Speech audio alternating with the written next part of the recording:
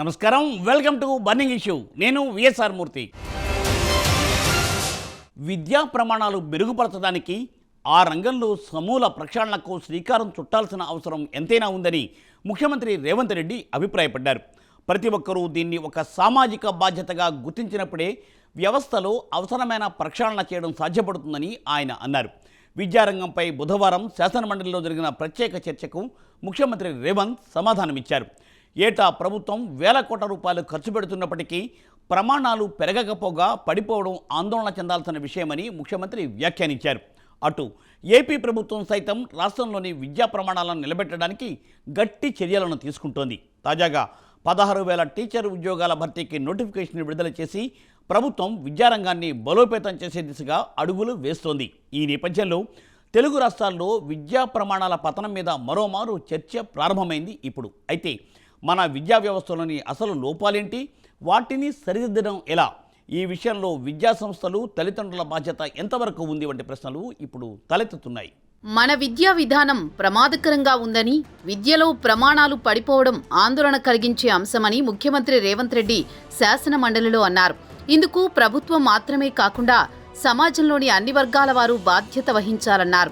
ఇకనైనా వర్ధమాన ప్రపంచంతో పోటీ పడేలా మన విద్యా ప్రమాణాలు పెంచే దిశగా అడుగులు వేయాలని, ఈ క్రమంలో విద్యా వ్యవస్థ ప్రక్షాళన అనివార్యమని ఆయన అభిప్రాయపడ్డారు. 2021 నాటి నేషనల్ అచీవ్మెంట్ సర్వేలో రాష్ట్రంలోని 3-7వ తరగతి విద్యార్థుల్లో ఏకంగా 75% మంది ఏ సబ్జెక్టులోనూ కనీస ప్రాథమిక సామర్థ్యం చూపలేకపోయిన విషయాన్ని ముఖ్యమంత్రి సభలో ఉదహరించారు. సబ్జెక్టుల వారీగా దేశంలో తెలంగాణ 37వ ర్యాంకులో ఉందన్నారు. ప్రభుత్వ పాఠశాలల్లో విద్యార్థుల చేరిక సంఖ్య 6.50 లక్షల మేర తగ్గిందన్నారు. తాము అధికారంలోకి వచ్చాక 10,000 మంది టీచర్లను నియమించామని, రాష్ట్రంలో 26,100 ప్రభుత్వ పాఠశాలలుండగా ఒక్కో విద్యార్థిపై సగటున 1,08,000 ఖర్చు పెడుతున్నామని సీఎం లెక్క చెప్పారు. రెసిడెన్షియల్ స్కూల్స్లో ఒక్కో విద్యార్థికి 98,000 ఖర్చు చేస్తోందని, ఇంత ఖర్చు చేస్తున్నా ఆశించిన స్థాయిలో ఫలితాలు రావటం లేదని, కనుక ఈ వైఫల్యాలకు కారణాలను అన్వేషించాల్సిన సమయం వచ్చిందని సీఎం వ్యాఖ్యానించారు. రాజకీయ కోణంలో ఆలోచించినంత కాలం విద్యారంగం ప్రక్షాళన కాదని అన్నారు.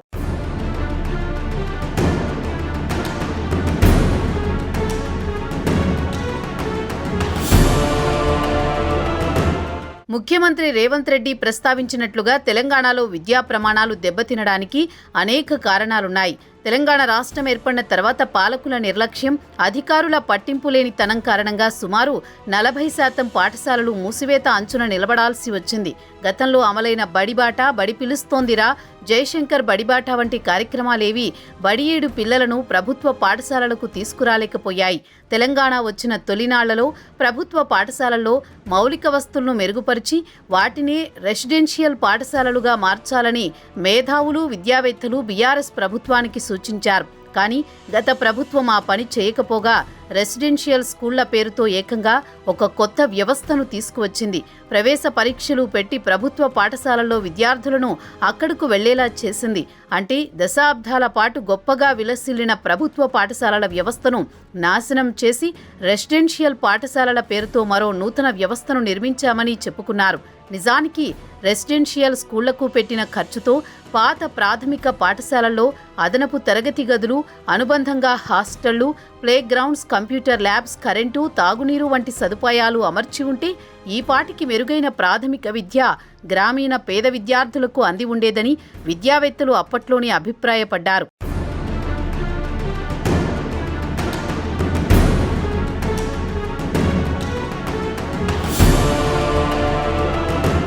మూడు దశాబ్దాల నాడే 3 ఏళ్లు నిండిన విద్యార్థులు ప్రైవేటు స్కూళ్లలో నర్సరీ, ఎల్కేజీ, యూకేజీ లాంటి ప్రీ ప్రైమరీ క్లాసులకు చేరడానికి నాటి ఉమ్మడి ఆంధ్రప్రదేశ్ ప్రభుత్వాలు అనుమతినిచ్చాయి.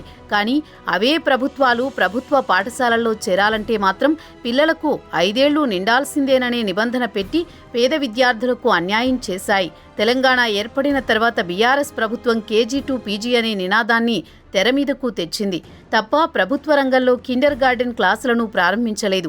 అదే సమయంలో 5 ఏళ్ల నిబంధనను ఎత్తేయలేదు. దీని మూలంగా నర్సరీలో ప్రైవేటు స్కూలుకు వెళ్లిన విద్యార్థి తరువాతి చదువులు అదే స్కూల్లో కొనసాగిస్తున్నాడు. మరోవైపు పేద దిగువ మధ్యతరగతి వర్గాలు అప్పోసొప్పో చేసైనా తమ పిల్లలను కార్పొరేట్ ప్రైవేటు స్కూళ్లలో చేర్పిస్తున్నారు. మరోవైపు ఏటా వేల కోట్లు ఖర్చు పెట్టి నిర్వహిస్తున్న ప్రభుత్వ పాఠశాలల్లో చేరేవారి సంఖ్య తగ్గిపోతోంది. అటు సమాజానికి ఇటు ప్రభుత్వానికి నష్టం కలిగిస్తున్న ఈ నిబంధనలను నూతనంగా ఏర్పడిన కాంగ్రెస్ ప్రభుత్వం సమీక్షించాలని మేధావులు విద్యావేత్తలు కోరుతున్నారు. కనుక ఇకనైనా కాంగ్రెస్ ప్రభుత్వం ఈ వ్యవస్థను సమీక్షించి ప్రాథమిక పాఠశాల వ్యవస్థను కాపాడుకోకపోతే గ్రామీణ ప్రాంతాల విద్యార్థులు బడికి దూరమైపోయే ప్రమాదం ఉంది.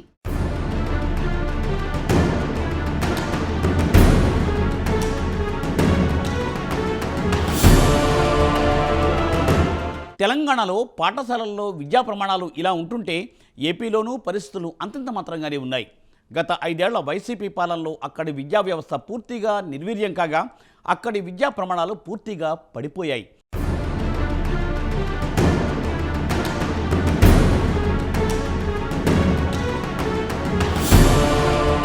ఇక ఏపీలో గత 5 ఏళ్లలో వైసీపీ సర్కారు నిర్ణయాలతో ఊరి బడికి ఉరిపడినట్లయింది. రాష్ట్రంలో ఒక్క ప్రభుత్వ బడిని మూసేయమని, మూసేసిన బడులను తెరిపిస్తామని చెప్పి గద్దెనెక్కిన నాటి వైసీపీ సర్కారు సంస్కరణల పేరుతో ఎస్సీ ఎస్టీల ఆవాసాల్లోనూ స్కూళ్లను మూసివేసింది. ప్రాథమిక పాఠశాలల నుంచి 3, 4, 5 తరగతి విద్యార్థులను సబ్జెక్టు టీచర్ల బోధన పేరుతో ప్రాథమికోన్నత ఉన్నత పాఠశాలలకు తరలించడంతో 1, 2 తరగతుల్లో విద్యార్థుల సంఖ్య తగ్గిపోయి వాటిలో చాలా వరకు మూతపడ్డాయి.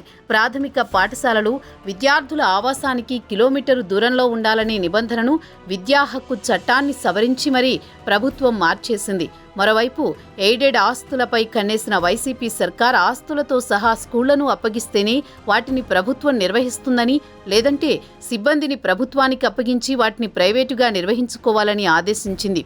దీంతో 2019 నాటి 2202 ఎయిడెడ్ విద్యా సంస్థలున్న ఏపీలో 2024 మార్చి నాటికి 837 సంస్థలే మిగిలాయి.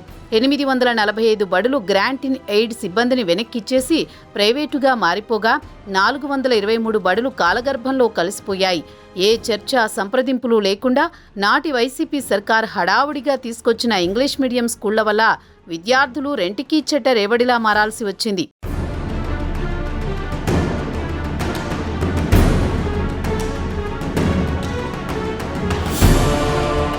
గత 5 ఏళ్లలో ఏపీ పాఠశాల విద్యా ప్రమాణాలు ఏ స్థాయిలో పడిపోయాయో గత ఫిబ్రవరిలో విడుదలైన annual status of education report survey బయటపెట్టింది. 2014లో ఏపీలోని 8వ తరగతి విద్యార్థులు 2వ తరగతి తెలుగు పుస్తకాన్ని 2014లో సుమారు 80% మంది చదవగలిగితే 2024 వచ్చే నాటికి 53% పడిపోయిందని, 3వ తరగతి విద్యార్థుల్లో 85% మంది కనీసం 2వ తరగతి టెక్స్ట్ బుక్ చదవలేకపోతున్నారని అసర్ నివేదిక పేర్కొంది. మరోవైపు 5వ తరగతి విద్యార్థుల్లో 63% విద్యార్థులు బేసిక్ గ్రేడింగ్ చేయలేకపోతున్నారని, 8వ తరగతి విద్యార్థుల్లో సగం మంది కూడా ఫ్లూయెంట్గా మాట్లాడలేకపోతున్నారని ఈ నివేదిక ప్రస్తావించింది. మరోవైపు 3వ తరగతి పిల్లల్లో 60% మంది సులభమైన తీసివేతలను చేయలేకపోతున్నారని, ఈ తరగతిలోని 90% మందికి బేసిక్ ఫౌండేషన్ న్యూమరసీ స్కిల్స్ కూడా లేవని అసర్ నివేదిక తేటతెల్లం చేసింది. ఏపీలోని 8వ తరగతి పిల్లల్లో 55% మంది బేసిక్ డివిజన్ కూడా చేయలేకపోతున్నారని ఈ నివేదిక వెల్లడించింది. వైసీపీ హయాంలో తీసుకువచ్చిన నాడు నేడు కార్యక్రమం 117 జీవోతో 3, 4 తరగతులను ఉన్నత పాఠశాలల్లో విలీనం వంటి అనేక ప్రయోగాలు వికటించి 4,85,662 మంది విద్యార్థులు చదువుకు దూరమైనట్లు తేలింది. గత వైసీపీ హయాంలో సంక్షేమ పథకాలు కోకొల్లలుగా అమలు చేశామని నాటి ప్రభుత్వం డప్పు కొట్టుకున్నా ఆర్థిక ఇబ్బందులతో 1,75,254 మంది చదువు మానేశారని కూటమి సర్కార్ లెక్క తేల్చింది.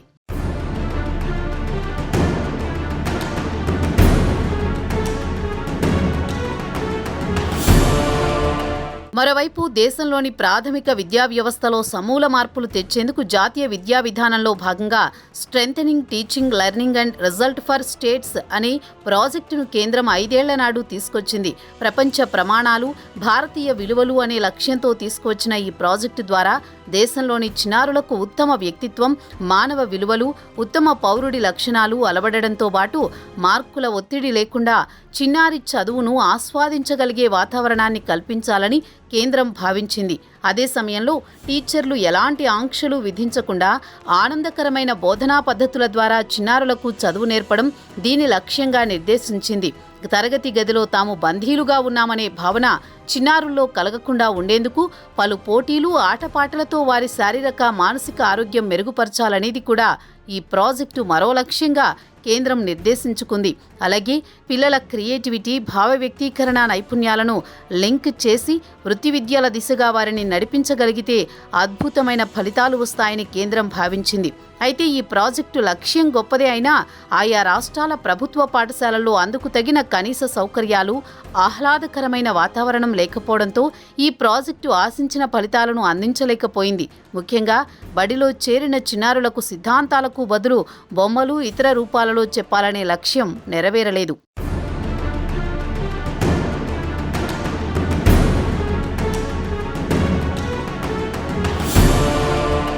బర్నింగ్ షీలో స్మాల్ బ్రేక్ తీసుకుందాం. విద్యావేత్తల లెక్క ప్రకారం ప్రతి చిన్నారి 8 ఏళ్లు నిండేసరికి మాతృభాషలోని సమాచారాన్ని స్పష్టంగా చదవాలి. కానీ దేశంలోని సగం మంది 10 ఏళ్ల వయసు వచ్చినా అందులో విఫలమవుతున్నారు. దాదాపు 57% బాలబాలికలు ప్రాథమిక స్థాయి లెక్కలు చేయలేక గుడ్లు తేలేస్తున్నారంటే పరిస్థితిని అర్థం చేసుకోవచ్చు. ఎల్కేజీ నుండి ఇంగ్లీష్ మీడియంలో చదువుతున్న విద్యార్థులు కూడా 4 ఇంగ్లీష్ మాటలు గ్రామర్ తప్పులు లేకుండా మాట్లాడలేకపోతున్నారు. అసలు ఈ పరిస్థితి కారణమేంటి?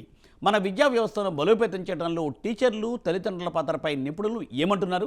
ఏ జాతి భవితైనా తరగతి గదిలోనే రూపుదిద్దుకుంటుంది. నాణ్యమైన విద్య అందరికీ అందినప్పుడే మానవ వనరులు అభివృద్ధి చెంది దేశ ప్రగతి పరుగులు పెడుతుంది. మరి అలాంటి విద్యారంగమే కుదేలైపోతే ఆ జాతి ప్రగతి పథంలో వెనుకబడిపోవడం ముమ్మాటికి ఖాయం. దేశంలోని అనేక రాష్ట్రాల కంటే మన తెలుగు రాష్ట్రాల్లోని ప్రభుత్వ పాఠశాలల పరిస్థితి మెరుగ్గా ఉన్నప్పటికీ మారుతున్న ప్రపంచ ప్రమాణాలు, పరిస్థితులకు అనుగుణంగా వాటిని బలోపేతం చేసుకోవాల్సిన అవసరం ఎంతైనా ఉంది. ప్రభుత్వాలు మారినప్పుడల్లా విద్యా వ్యవస్థలో తోచిన రీతిలో మార్పులు చేయడం వంటి అనారోగ్యకరమైన ధోరణుల మూలంగా తెలుగు రాష్ట్రాల్లోని సర్కారీ బళ్లు నానాటికి ప్రమాణాల పరంగా దిగజారిపోతున్నాయి. ప్రభుత్వ పాఠశాలల మీద నమ్మకాన్ని కోల్పోయి కార్పొరేట్ విద్యా సంస్థల్లో చదివితేనే తమ పిల్లలు రాణిస్తారనే భ్రమలో పడి అందుకోసం ఆస్తిపాస్తులు అమ్ముకోవడానికి సిద్ధమవుతున్న పేద, దిగువ మధ్యతరగతి ప్రజల ఆలోచన ధోరణిలో మార్పులు తేవాలంటే ప్రభుత్వ విద్యారంగాన్ని సంస్కరించి అక్కడి ప్రమాణాలను పెంచటం ఒక్కటే మార్గమని ప్రభుత్వాలు గుర్తుంచుకోవాలి. ఎందరో ప్రముఖులకు జ్ఞానభిక్ష పెట్టిన మన ప్రభుత్వ ప్రాథమిక పాఠశాలలకు పట్టిన దుస్థితిని దూరం చేసేందుకు ప్రభుత్వాలు కొన్ని కీలక అంశాల మీద దృష్టి సారించాల్సిన అవసరం ఉంది.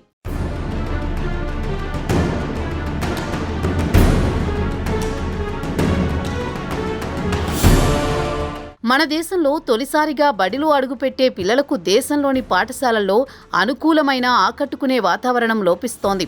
అప్పటి వరకు అమ్మఒడిలో ఆటపాటలతో కాలం గడిపిన చిన్నారికి బడిలో తాను స్వేచ్ఛను కోల్పోతున్నాననే బెంగ వేధిస్తోంది. తోటి పిల్లలు పరిచయమై వారితో సావాసం ఏర్పడే వరకు ఆ దిగులుతోనే పిల్లలు బడికి పోమని మారాం చేస్తుంటారు. ఈ దిగులు తీరి ప్రాథమిక విద్యకు వచ్చేసరికి వీపున పుస్తకాల బరువు, మార్కుల ఒత్తిడి పెరుగుతున్నాయి. కొందరు తోటి పిల్లలు అభ్యసనంలో బాగా ముందుకు పోతుంటే తమకు ఆ విషయం అర్థం కాక, అది అర్థం కాలేదని ధైర్యంగా చెప్పలేక ఏదోలా బట్టి పట్టి తమ చదువును అంతంత మాత్రంగా నెట్టుకుపోతున్న విద్యార్థుల సంఖ్య ప్రాథమిక స్థాయిలోనే సగానికి పైగా ఉంది. ఏ వయసు పిల్లలకు ఎంత చదువు అవసరం, దానిని వారికి ఒత్తిడి లేకుండా బోధించడం ఎలా అనే అంశంపై మన ప్రభుత్వాలు గత 8 దశాబ్దాల కాలంలో నిపుణుల చేత నివేదికలు తెప్పించుకున్నప్పటికీ ఆ నివేదికల్లోని ఏ ఒక్క సలహా, సూచన కూడా 100% అమల్లోకి రాకపోవడం దురదృష్టం. 14 ఏళ్ల నాడే 2010లో కేంద్రీయ విద్యాలయ సంఘటన దేశంలో 891 పాఠశాలల్లో సంచుల బరువు లేకుండా చూసే ప్రయత్నాన్ని ప్రారంభించినా అది ఆచరణలోకి రాలేదు.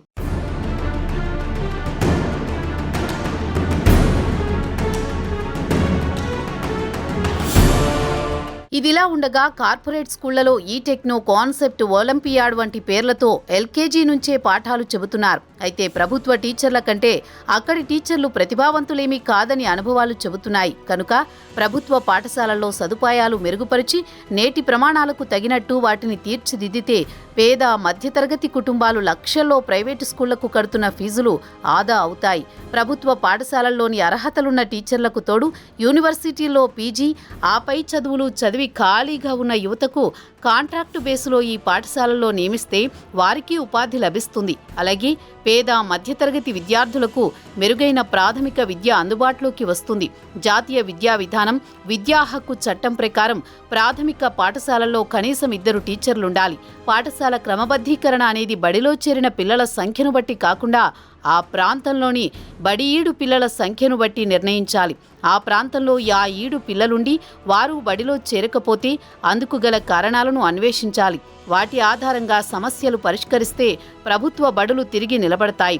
తెలుగు రాష్ట్రాల్లోని గత ప్రభుత్వాలు కొన్ని పాఠశాలలను మూసివేసి మరికొన్ని పాఠశాలను డీగ్రేడ్ చేసి టీచరు పోస్టులు మిగులు ఉన్నట్టుగా చూపించాయి. ఈ విధానం సమర్థనీయం కాదు. గత 10 ఏళ్లలో పాఠశాలలో అదనపు టీచర్లను నియమించకపోగా అటెండరు, స్వీపరు, జూనియర్ అసిస్టెంటు పోస్టుల వంటి భర్తీని నిలిపివేశారు.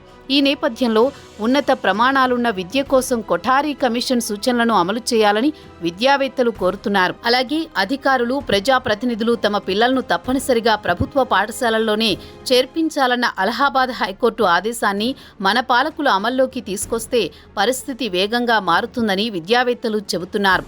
అలాగే విద్యా హక్కు చట్టం బాగా అమలు కావాలంటే ప్రైవేటు పాఠశాలలను నియంత్రించడంతో పాటు ప్రభుత్వ పాఠశాలల క్రమబద్ధీకరణకు అనుసరిస్తున్న విధానాలని ప్రైవేటు పాఠశాలకు వర్తింపజేయాలి. అప్పుడే ప్రభుత్వం ఏటా ప్రాథమిక విద్య మీద పెడుతున్న వేల కోట్ల రూపాయల ఖర్చు సద్వినియోగమై ప్రతి ఒక్కరికి ప్రమాణాలతో కూడిన మెరుగైన ఉచిత విద్య అందుబాటులోకి వస్తుందనేది విద్యావేత్తలు చెబుతున్న మాట.